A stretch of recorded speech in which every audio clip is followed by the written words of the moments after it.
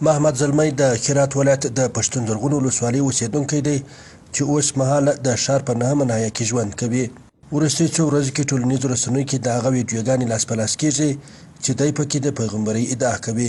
این نعمت بزرگ که نبوت است الله جل جلاله بر من محمد زلمی رسول آخر زمان ختم نبوت فرود آورده است، آن هم به شهر هیرات.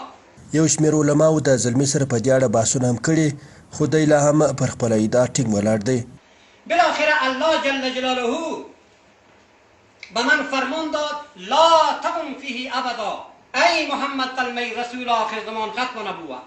از همین ساعت هرگز به مسجدهای ایشان استاد مشو، به جماعتهای ایشان استاد مشو.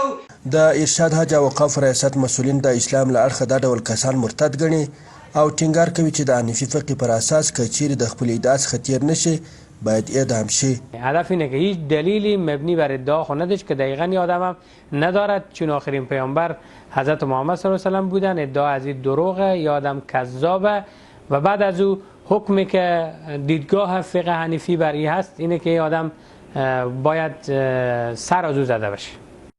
امنیتي چارواکي وایي محمد زلمی نیول شوی او ډېر ژر به یې اړونده دوسیه عدلي او قضایي ارګانونو ته راجع کړي. این فرد از طرف پلیس هیرات بازداشت شد و فعلا هم تحت نظارت قرار داره و بعد از او به ارگان‌های عدلی و قضایی فرستاده میشه و تحویل داده میشه تا اینکه مطابق قانون و شریعت با این برخورد صورت بگیره.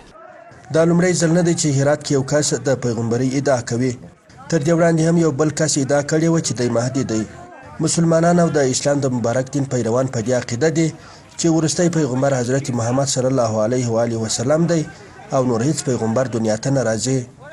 په پاکستان کې هم یو کس ځان پیغمبر معرفي کړی و چې بیا په محکمه کې د خالد په نوم یو کس وواژه. شرف الدین کاکړ، شمشاد رادیو تلویزیون، هیرات.